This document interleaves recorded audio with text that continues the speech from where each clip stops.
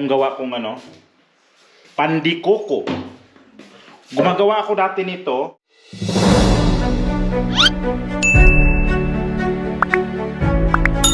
Babiro mo sa amin. Pumasok dito ngayon Tingnan nyo yung lukulok ko na to nandito. Hindi ka rin atake yan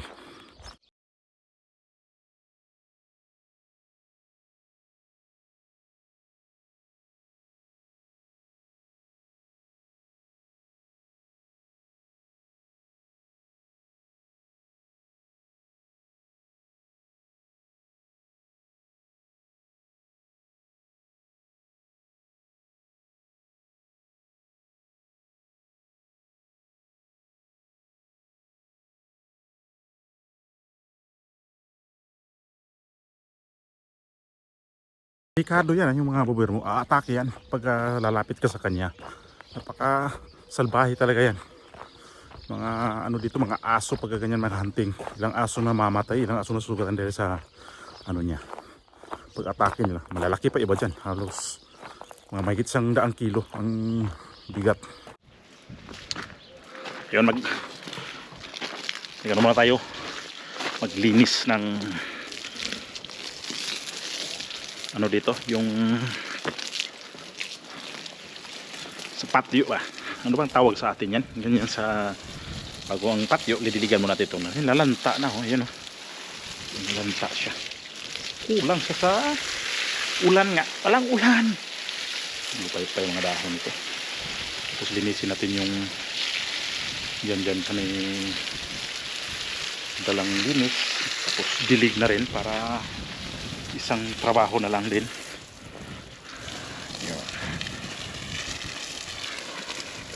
Yung mga halaman ko dito, wala na silang dalaw-dalaw sa ulan. Tapos yung lupa ang tigang. Hindi talaga katikim na ng ulan. Ang tagal na.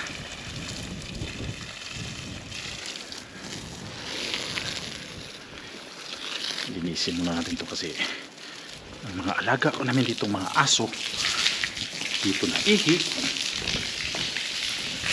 So kailangan natin ng maglinis na ito. Pustos na. Linisin mo natin to.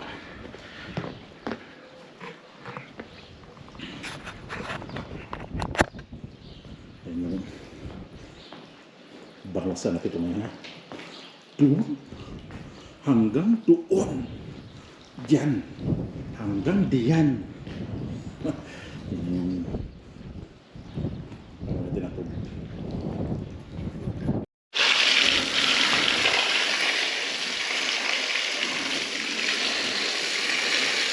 Bomba! Bomba!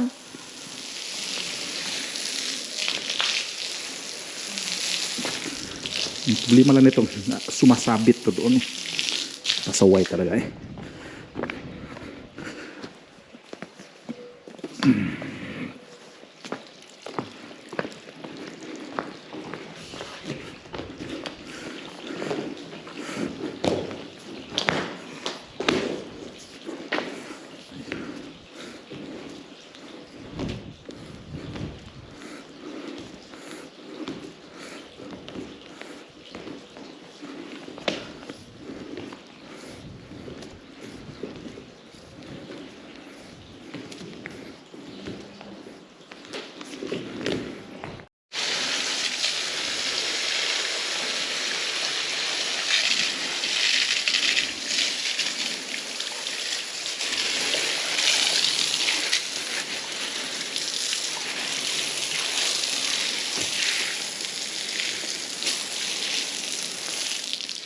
Nak sukwa talaga.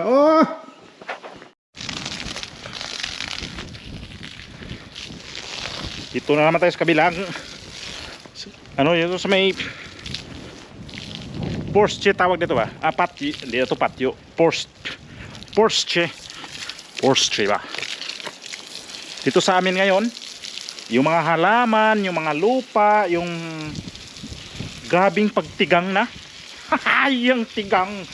Di ko alam kung anong solusyon sa tigang na panahon. Ito yung naranasan namin ngayon. Yan, yung mga halaman ko dito na nalalanta na dahil tiga nga. Sayang pala. Grabe pamulaklak nila ngayon. Nandoon yan sa kabila. Paikot. Kaya lang tiga nga. Dito sa amin ngayon, di lang sa lugar namin ngayon nagkaroon ng tigang buong buong Europe. Ano kaya ang solusyon sa ganitong panahon na tigang? Baka iba na yung iniisip nyo dyan iniisip nyo, huwag naman yung haluan ng katigangan kasi kita nyo naman yung mga halaman ko kung gaano na sila katigang, gaano na kailangan ng tubig, kasi nga December pa huling umulan dito ng uki-uking ulan. Hindi naman yung ulan na malakas talaga, kaya lang hanggang ngayon ito yung paligid namin, ayan yan yung kalangitan na yan, sobrang grabe na talaga. Parang hindi ko na nagustuhan yung panahon dito ngayon sa amin So yan yung halaman. Kita nyo yung panglupaypay nila. Yan. Sayang yung mga bulaklak, pero maya rin yan. Pag inipit ko na yung tubig na natin dito, dilig natin yan. Na yan, makakabango na yan. Tapos ito yung Bermuda, dapat ganito green na siya. Kita nyo yung purma na yan. Tigang, sobra na talagang drought. Ay siya, tuloy-tuloy natin ito pagdilig. Maganda akit natin sa ito sa taas para mas okay ang paglinis.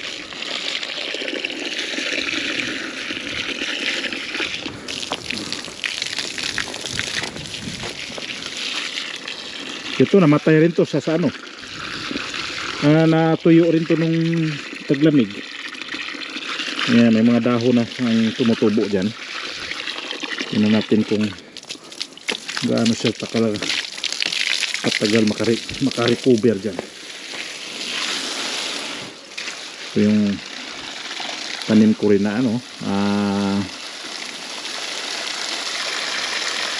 mga tawag nito, kahoy ito pang to sa ulam, pang halo sa ulam. Ito hindi yan ito lang laurel pala, laurel. Ex-president natin ng Pilipinas, si President Jose P. Laurel.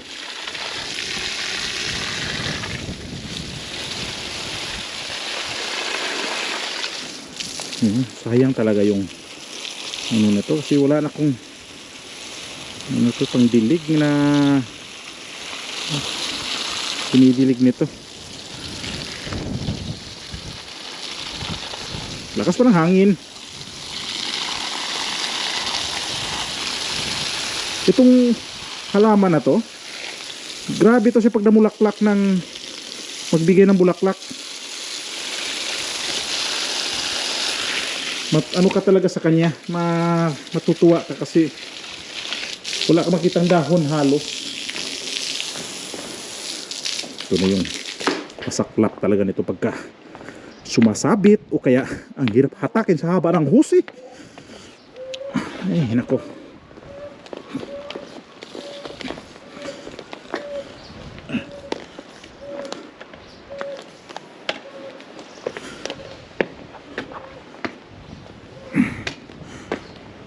linisin na ito dito kasi nandito na rin naman tayo.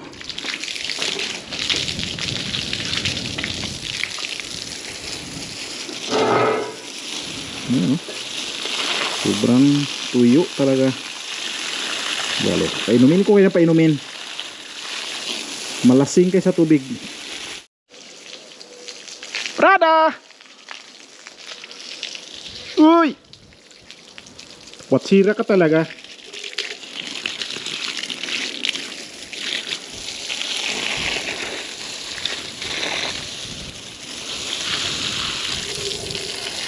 Bigla ka na mawala, tapos bigla ka na rin lalabas.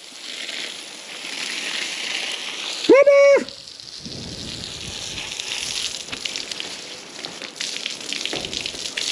Ito yung tuyo ah. Hindi yung tuyo. Lantang-lanta.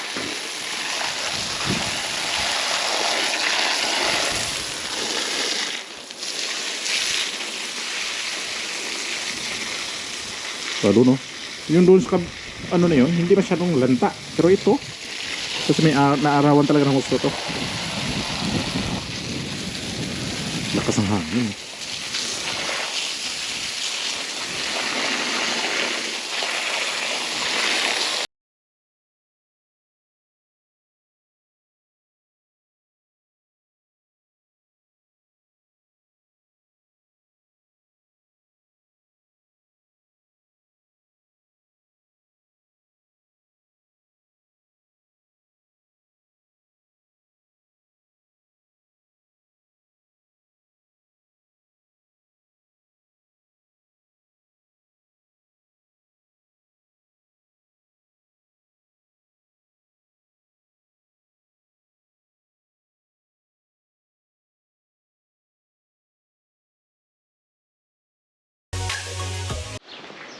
Tapos na.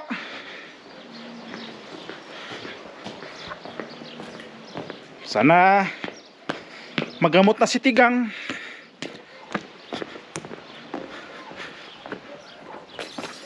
Ano ko na to? Ay, wala. Alambre ito. Nahulog to dito siguro sa hose yan. Ito yung Bermuda, pabayaan natin itong tubig ito na gagapang siya ng tubig na yan para nakadahon na to ng Bermuda na to.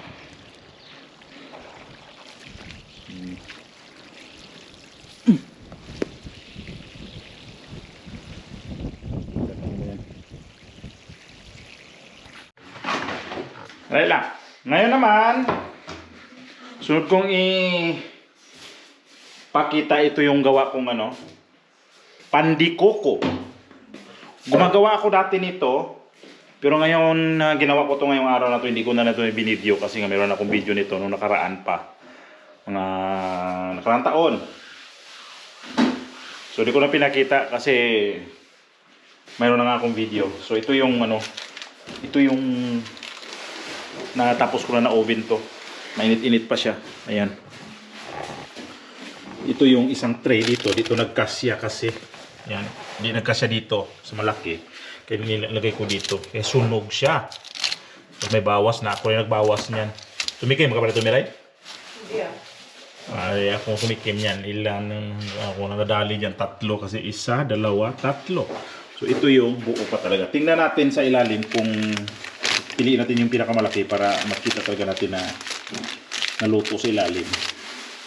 Kung ano talagang ano niya. Naluto siya. Ayan o. So ito yung ginawa ko kaninang umaga. Binake ko na ito ngayong hapon. So sa mga gusto nyo makita kung paano ko gumawa natin ito sa pandikoko ko. Pandikoko ko. Ayan lang sa aking description sa baba. Nandyan po yung link. Ilagay ko. Tikman nga natin itong malaki na ito. Kung luto ba.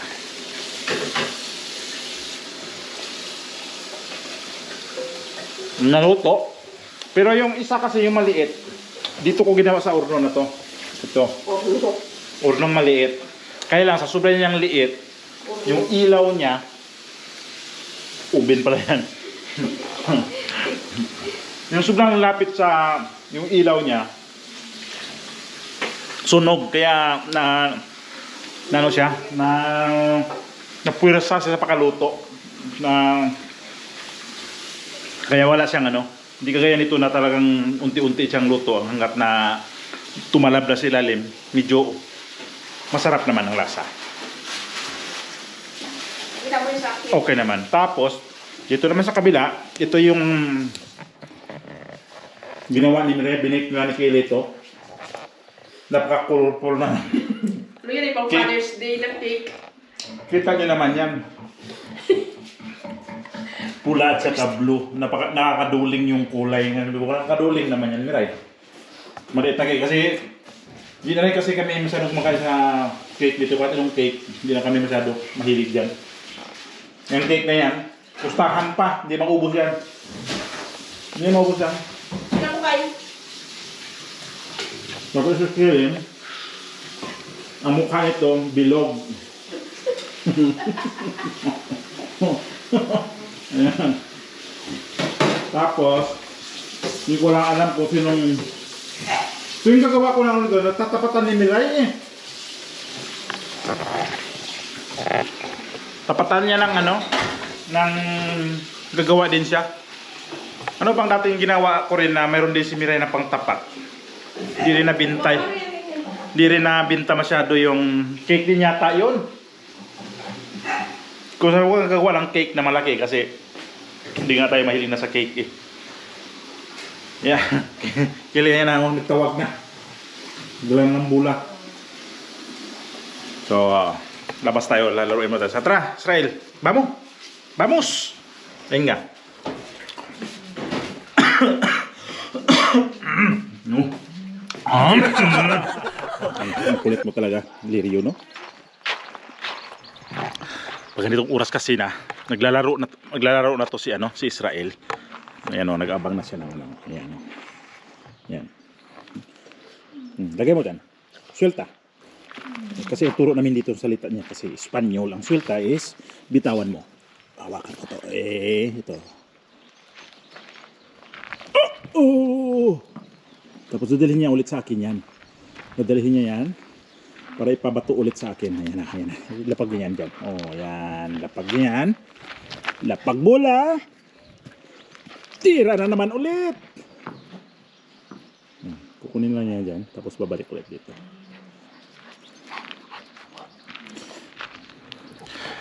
Ayan yung nagiging routine namin dito. Pag ganitong hapon na alas anong oras na ngayon? Mga 5:25 sa hapon. Nagiging routine na namin to pag ganito. Ang ginagawa namin ito rin siya para mapagod siya, balik ng balik. Minsan binibilangan namin mga halos 20 na takbo niya bago siya napagod. Magpahinga yan siya kusa. Itatako niya yung bola o kaya dadapaan niya yung bola, hindi niya ibigay sa'yo. Kaya yan, hindi na siya masyadong yan. Papahinga muna siya. Ayan.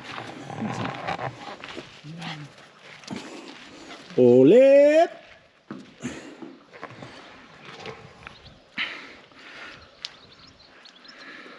Dali na. Aw. So yan na siya, napagod na, nagpahinga na. Ganyan yan siya. Di na ilapit sa akin yung bola. Pahinga na yan siya. Napagod na. Takansaw.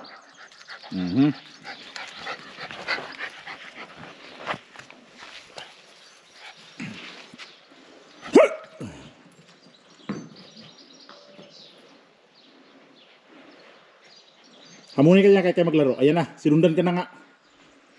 Si gusto niya si Kili maglaro niyan. Sundan niya yan si Kili. Ayan yan. Hanapin ka niyan. Ayan, dinaanan lang ako. Ayan, nilapag.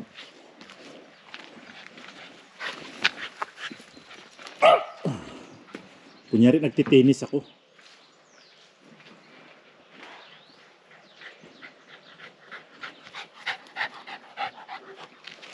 Kay, tayo ka dyan.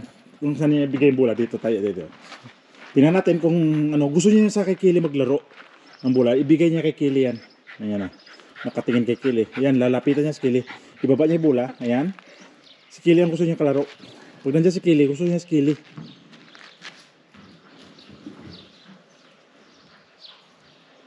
Nung dumating si Kili kahapon, yan? Ang pasalubong niya kay Kili bola. Dala-dala niya yung bola. Pag labas ni Kili sa pagpasok ni Kili sa pinto, yun na. Salubong siya na may dalang bola. Ang siguro niya, ayan na, may kalaro na ako. Oh, yan. Pwede mo na pagurin yan siya tapos pahingain na naman. Yan ang ginagawa namin dito pag hapon nga sa kanya. Ito mga aso, alam nila sa oras na ng ano, mga oras na ng laro nila. Lakarin ko muna tong punta sa gate na pinaka gate namin kasi ang ano ko ditong Sabado kasi ngayon ang mga tao dito half day lang trabaho kaya yung gate iiwanan nilang bukas yan. Hindi man bukas yung hindi lang na ipadlock. Kaya pinupuntahan ko yan dito pagka ganitong hapon kasi pinapadlock ko yan. Kasi mahaba-haba ang oras, mga Lunes pa sila papasok. Ano dikit yung ano ko, yung sunflower seed sa bibig ko. Kaya yung ibang tao kasi dito di nagsasara ng gate pag ano pagka dadaan. So kailangan ko isara yan ganitong hapon kasi mahirap na, baka may di man uso itong nakaw-nakaw dito. Pero mas maganda nung ipadlock natin yan, at least man lang pag may gustong papasok hindi sila makapasok agad-agad kasi padlock. Kapag may pupunta kasi dito na walang susi, tatawag yan na magpapabukas kasi walang susi dala. O kaya yung mga ibang tao dito minsan may ano na rin may napadaan na rin dito na ano bigla lang napasok. Naalala ko yun summer yun na may pumasok na hindi siya Espanyol, taga Ireland yata yun. Nanghingi ng tubig, summer yun kaya kailangan ipadlock tong gate dito pag itong hapon. Maaga pa naman.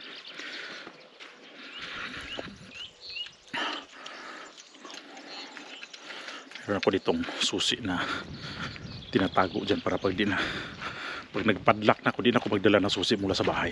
Pero nakapadlock na yata ay hindi. Sabi ko na nga mga tao kasi dito pag dadaan na lang sila dito, di sila magpapadlock. Kagabi di ko rin ito pinadlock kasi may nakita kong kotse doon, di pa lumabas, kaya pinabayaan ko na lang. Padlock na siya. Dito natin iwan ko, sinasabi ko tinatago ko to dito kasi madalas din akong pagpunta dito na wala akong padlock, wala akong susi, makalimutan ko, sabay babalik pa naman ako, kaya magtago na ako na isa dyan. Sana matagal-tagal na rin yan nakatago dyan. Ayun, ito yung ano namin ngayon, medyo okay naman kasi ano siya, wala kaming trabaho itong weekend na to. So panibagong vlog na ginawa ko, although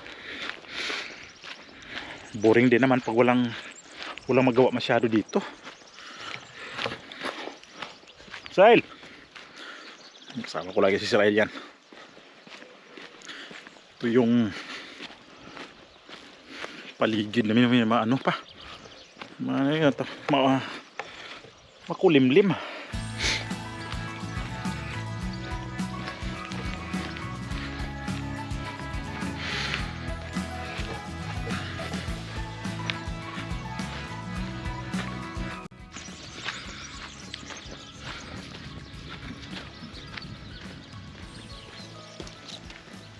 Umihi ka ba, Israel? Umihi ka ba? Umihi ka hindi?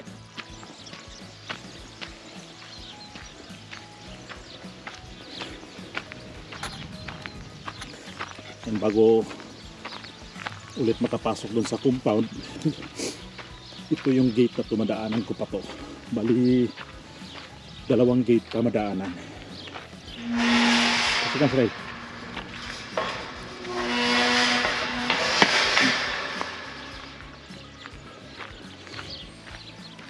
Isang gate dyan. Ang ganda ng mga ibon ngayon talaga pag mag-spring. Ang daming ibon.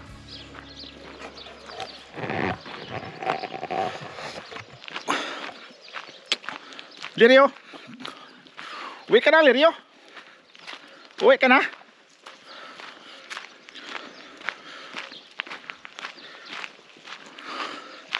Okay. Dito na si Lirio. Uwi ka na, Liok.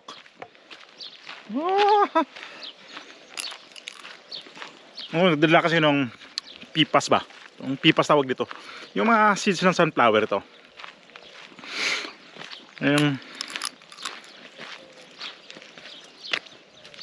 Habang naglalakad, kakain ng ganyan. Tapos sabay tutho. Okay. Ay siya. Tapusin ko ng video na to. Maraming salamat. Magbabay na ulit rin. Ano ba yan? Magbabay na ulit ako ulit. Bye bye.